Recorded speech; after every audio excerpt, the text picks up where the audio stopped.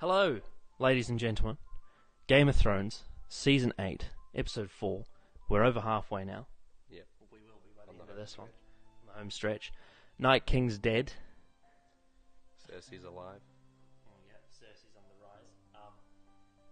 The internet has seemed to explode lately. After Episode 3, it's gotten crazy. Lots of hate. Yeah. Not lots of love.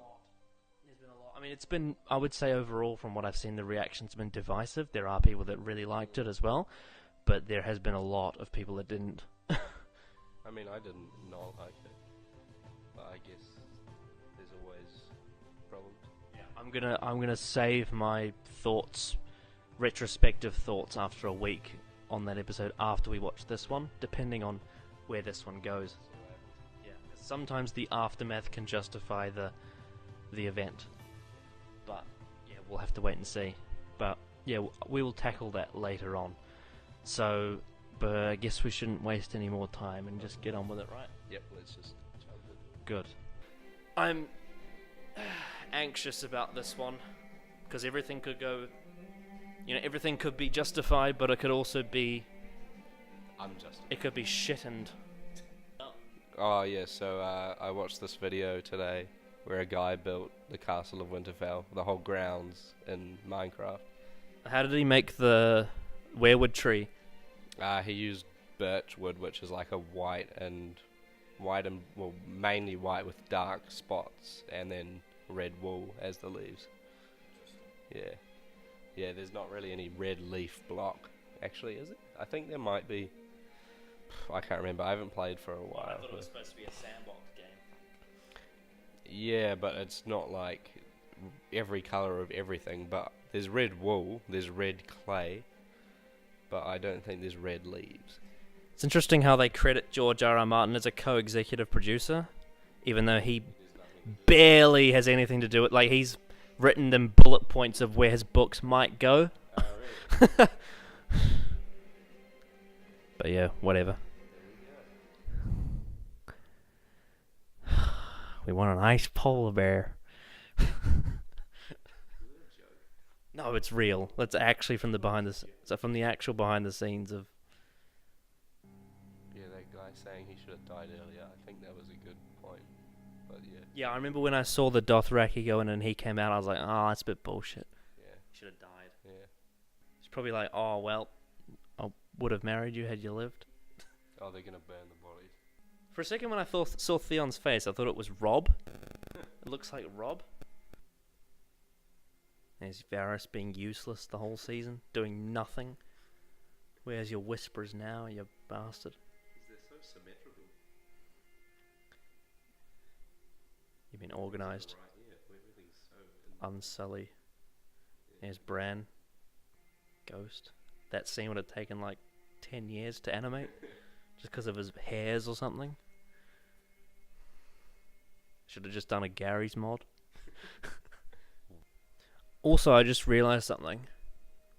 It's not really that applicable because there's only 3 episodes left. But Thoros of Myr is dead. Melisandre is dead.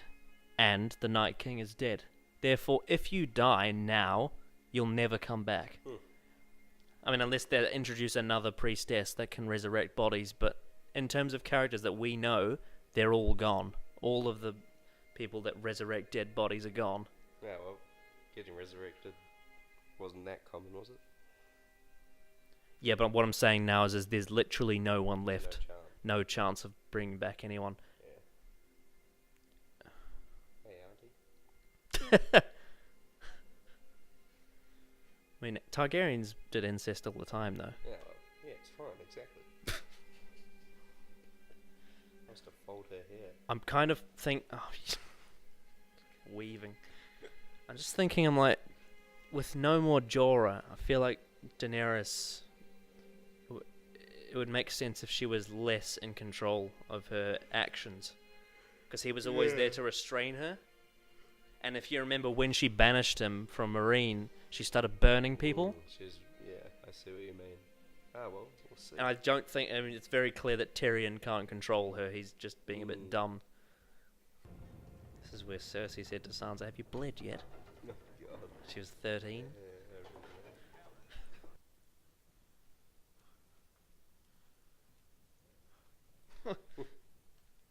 Well, he's got a castle now.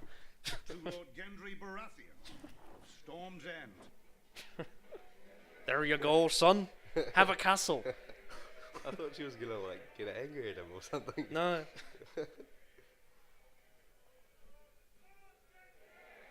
Some people have the theory that he was the black-haired son that Cersei gave birth to, though, Ah, which would make him legitimately a Baratheon. right.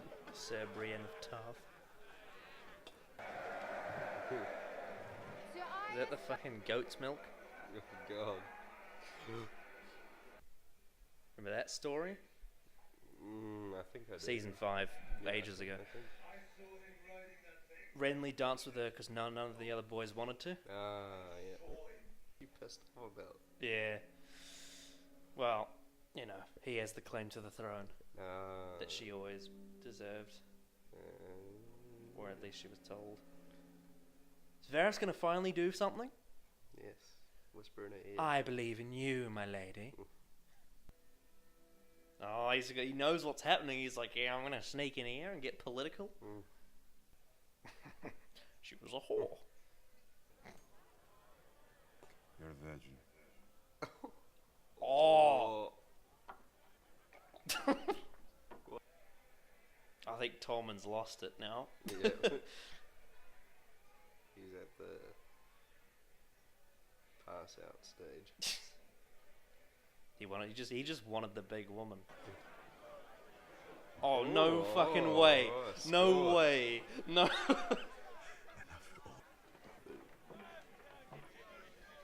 There's only one thing that'll make me happy. Seen the mountain dead? That's my fucking business. Ramsay. Congratulations. I don't know how to be lord of anything. I hardly know how to use a fork. All I know is that you're beautiful, and I love you, and none of it will be worth anything. Where's Storm's in? It's in the Stormlands, so it's near Yeah. Dragonstone. Ah. Stannis defended Storm's End during the war Okay. because Robert told them to, and then they were about to die, and then Davos came in with all the onions, and that's why they call him the Onion Knight. That's why Stannis made him a lord Yeah. and called him Davos Seaworth. She's a bit different from Cersei. Yeah. So weird, like never thought I'd see one with Arya or Brienne, Yeah. like two people you Yeah. would never expect. Yeah. Very weird. God, he's like 47. IRL. Oh. Ned Stark's son wouldn't kiss his auntie. I owe them the truth. Even if the truth destroys us. It won't. It will. God, such a hard choice. Honor versus logic, it's the Ned Stark problem again. It's like, does he tell everyone that Joffrey is a bastard, but to not save his daughters? Yeah. And then he lied and died anyway. I've never been a Stark. You are. Just as much Ned's. Bran's like, why the fuck you lying? It's your choice. Oh man. At least he didn't die, Jesus Christ. They killed all the other ones. Grey Worm survived somehow. Wow. So Sansa broke the Yeah. swear. Yeah. Well, John broke the swear as well. Yeah.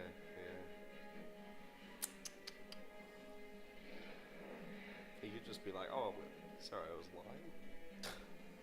Yeah, but Bran would know. Yeah.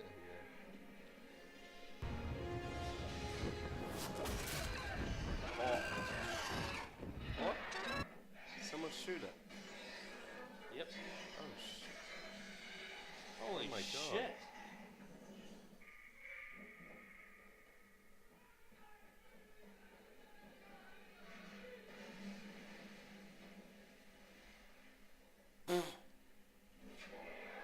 What the hell? Where is that ballista coming from? Oh shit! Is that the Iron Fleet? Yeah. Oh my god. So that dragon's just died. I would say so. Yeah. One left.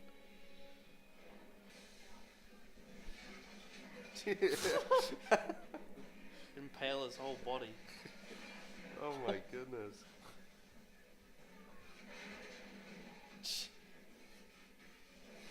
Jump. It's like when you play one in the barrel but you're out of ammo. Yeah. Oh. Isn't that the same beach from a couple of seasons? Oh, it's the beach by Dragonstone. Oh yeah. It's weird.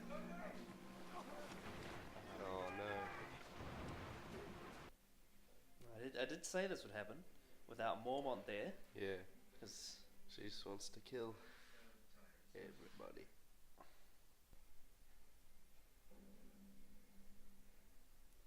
it's crazy thing. It's just like Mm. season 3, Rob saved Qyburn from dying. It's led all the way up to this point. Mm. He's killed dragons and many people.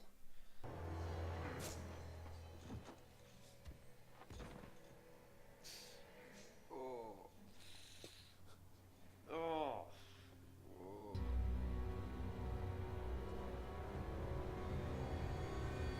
Oh. Okay. Hmm. What happened? It was a long episode, very long, especially because it was the same length as the last one, except there was no war, so it was all story, all dialogue. Yeah, I thought it was good development. I think, in retrospect, this might be my favourite episode of the season so far. Because, I've sort of grown to my liking for The Long Night has gone down, and the first 2 episodes I wasn't big on. I'd say this episode is very similar to episode 2, plus extra. It had a bit of extra stuff at the end of it. I think this episode really handled the characters really well. You got an entire. This is sort of like a very good, I would say, in between episode, because it did a lot with, especially Jamie. He was one. Then you had, obviously the end was huge. Masande's dead now. Then you also have one of the dragons as well. Rhaegal was shot down. That's huge. Yeah. Then you've also got the fact that now Sansa, Arya, Tyrion, Varys all know about Jon. And Jon swore secrecy to Daenerys but broke that.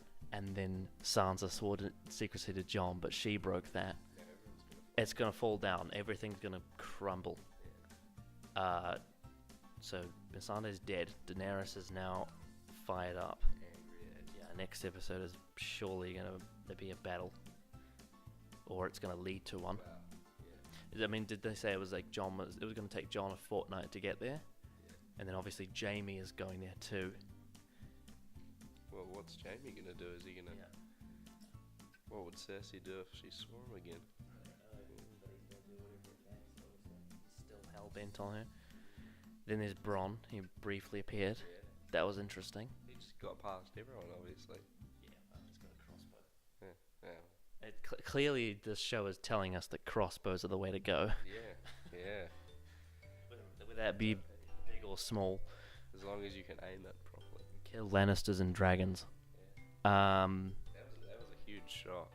The dragon just getting shot.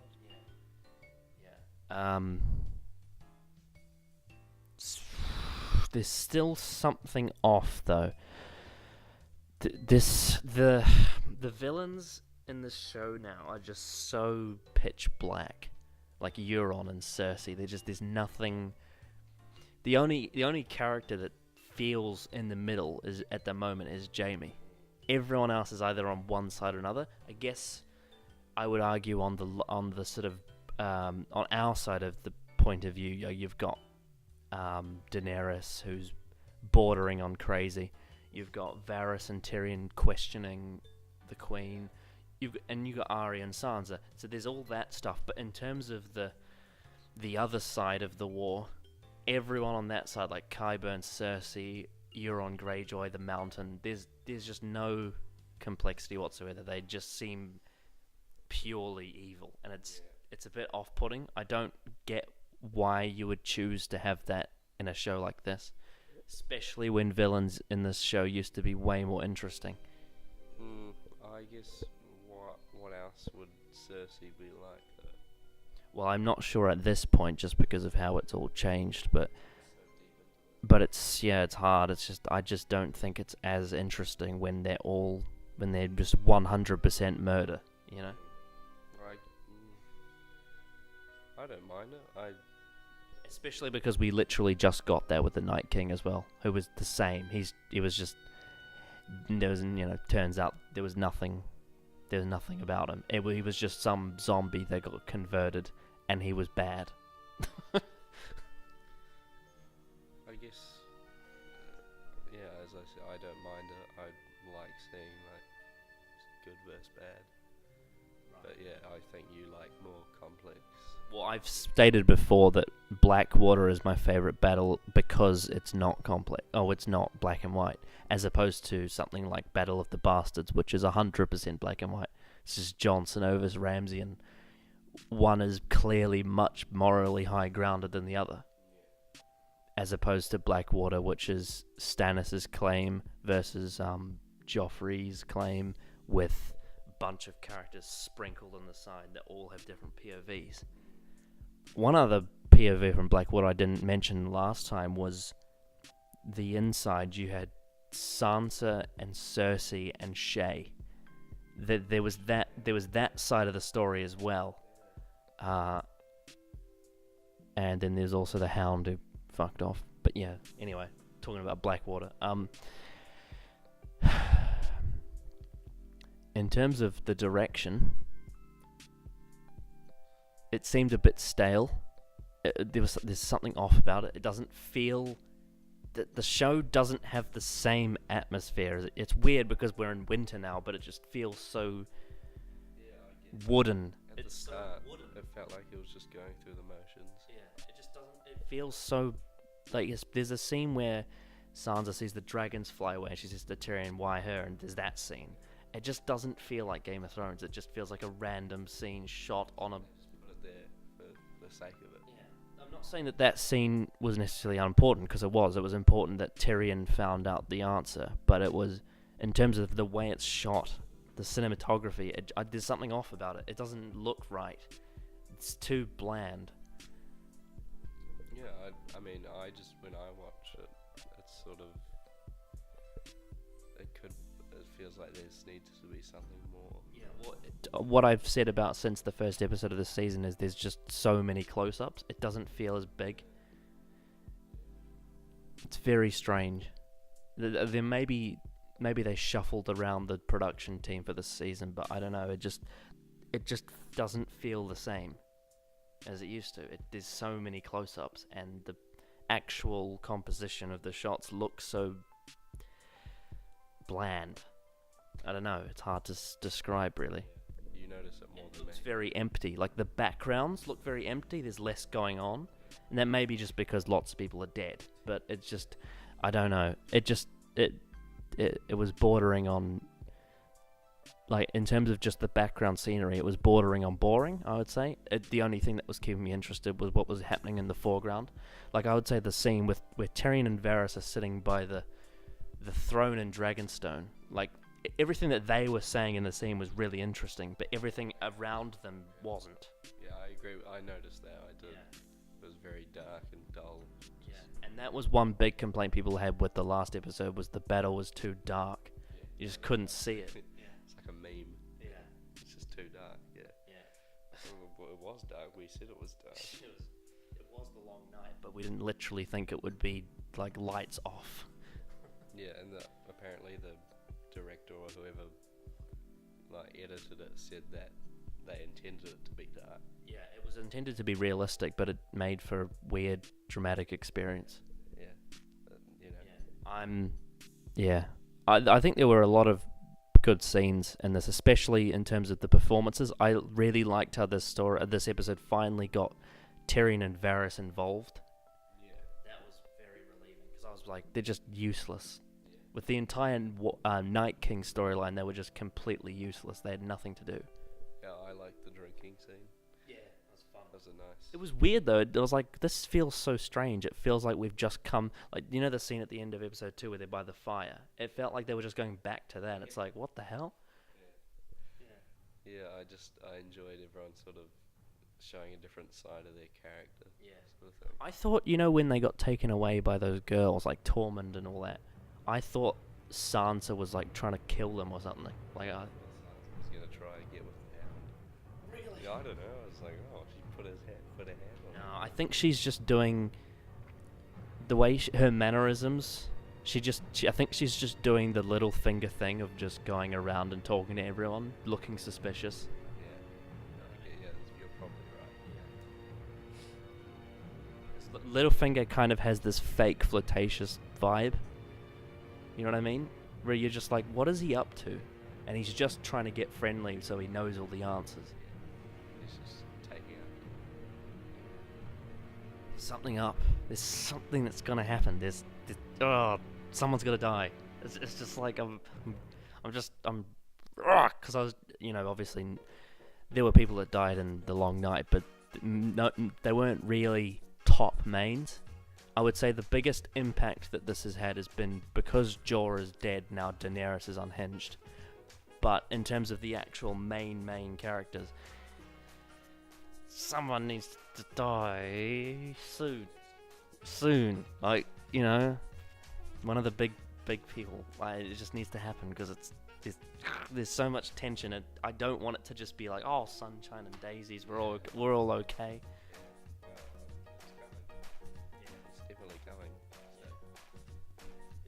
I'm trying to think what else happened.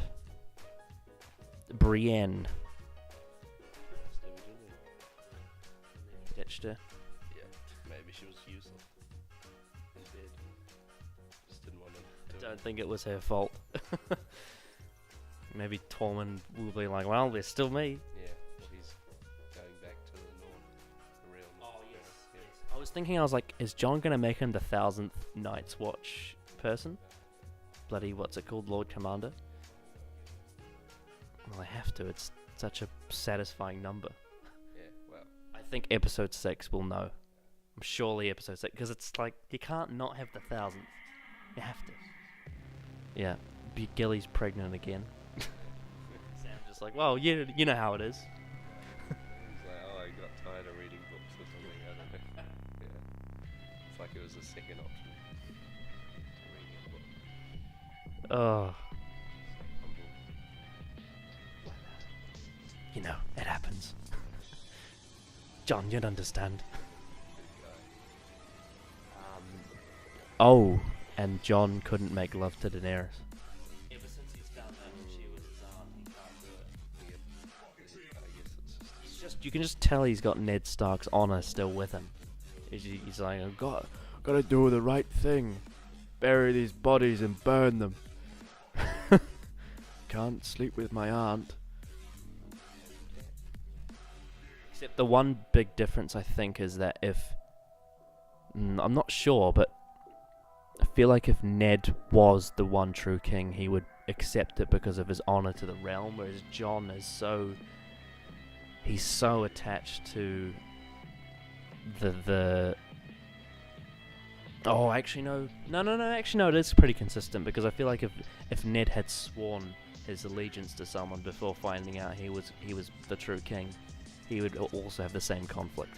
Because it's like, well, the rules state that I'm king, but also I swore to this queen. I don't know. I guess just do it and keep it a secret. I mean, I think my favorite conflict from the first season is the fact that he knew Joffrey wasn't the king, but he didn't want to tell Robert Baratheon because he was on his deathbed. He didn't want to tell the world because it would have killed his daughters. And yeah, just so much happened, and then he died. Well, yeah. So what I'm thinking is the next. Do you think Drogon is going to survive to the end, even with all those cannons? I think it's gonna be like one hit. Like, I don't know. I think he'll stay around and cause some damage at least before. I think by the end of this show, so obviously the end of the series, I think all the dragons will be dead, and I think half them. Well, I'm speaking, with hope here. I think half the main characters will either be dead or they will be different. I just don't think this show can end with both Jon and Daenerys still alive. One of them has to go. Has to be one of them. You can't have both. This is what Tyrion's been saying. He says he wants to see them married. It's like, that can't happen. They can't coexist. It's two different things. And if the truth ever gets found out by the public, that's it. It can't happen. Yeah, if I was gonna make a call, like, it's just very unpredictable, but I'd say, yeah, the dragon, it'll last, but it will die. Like, it'll get shot by one of those things, probably. If you were to predict from here till the end, let's say that I'm right, that one of them survives. Which one do you think will? I'd say Daenerys survives. And do you reckon Jon would? How would you reckon Jon would die? He'd die saving her. Right, similar to how Jorah did in the Long Night. Interesting. I've got a feeling. I've got a theory that could or could not. It might or might not involve Littlefinger, but let's say, for argument's sake, that it doesn't. Let's say that he never appears again. I think we may get another Red Wedding. Jon and Daenerys, and Sansa organizes a murder of Daenerys. If Daenerys was to die, that would make sense to me. That's an interesting one. Yeah, I guess mine's the more obvious one, and yours is the plot. Well, mine. I think yours rides more on the tropes of fantasy that we all almost always see. Mine relies on the showrunners making the show like it was. I'm not saying I want that to happen. I'm just saying I want either to happen. I'm saying it's. I think it would be feasible for Sansa to organize a murder of Daenerys, because she has the brains to do it now because of Baelish. Could happen. Yes. Music was good, as it always is. Obviously not as standout as last week, because obviously the battle episodes, the music always gets amped up. I'm just trying to think of any other characters there were. Yes, most of them kind of just were there, like Davos and Bran didn't do too much. Yeah. Choice. Yeah, they're more part of the clockwork. Yeah. I'm interested to see if when Jaime finally turns up, if Cersei becomes, because obviously Tyrion tried to change her mind by saying think of your child. I'm interested to see what happens when Jaime turns up. And when Bronn turns up next, obviously. Can't wait. Yeah. So, I guess, give your conclusion and a rating out of 10 for episode 4. I think it started off well, and then it sort of, I don't know, I just felt it went through the motions a little bit, but I still enjoyed it a lot. So I'd say 7. 7? Yeah. Is that your...